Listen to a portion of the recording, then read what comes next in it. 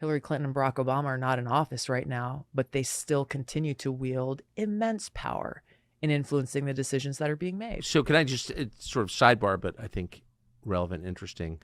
Are you answering the question that everyone watching has, which is who is running the government at this point? It's obviously not Joe Biden. Yeah. You think Hillary Clinton?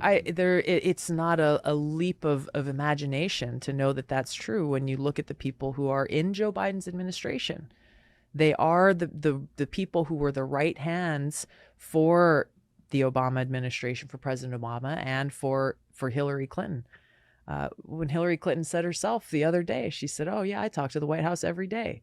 So it is no shock or surprise who the influences are behind the policies that are coming out of this White House that many people say is the most radical and woke White House that our country has ever seen. Oh, well, there's no question about it.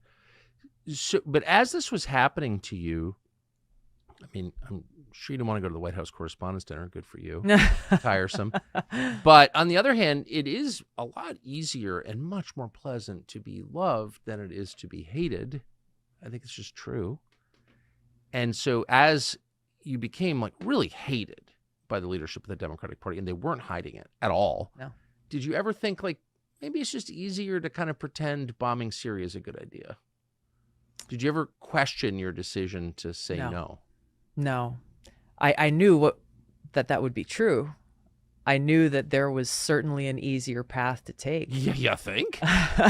It was kind of laid out for me when I first got there. But I never second-guessed my decisions about these different positions that I took. I never regretted them. Never, not to this day. And I never will, because I didn't go to Washington to be loved by the people who live and exist and thrive in that bubble. Well, sure, I get it. And their love is not worth having. I No. totally agree. But their money's good. Yeah. And I think you're the only famous person I've ever met who flies coach. Yeah. And you're certainly the only very, very well-known member of Congress and former presidential candidate I've ever met in my entire life who didn't cash in personally, and I know that is factually true. Yeah. So, like, do you ever think, like, maybe, I don't know, it's easier to fly first class. Maybe I should have just... It's not worth it. Okay. Good. It's not worth it. Do you think it's weird that we never talk about the money involved? Like, I just know that from living there. Yeah. And from knowing a lot of well-known people who've, become famous in politics. Yeah.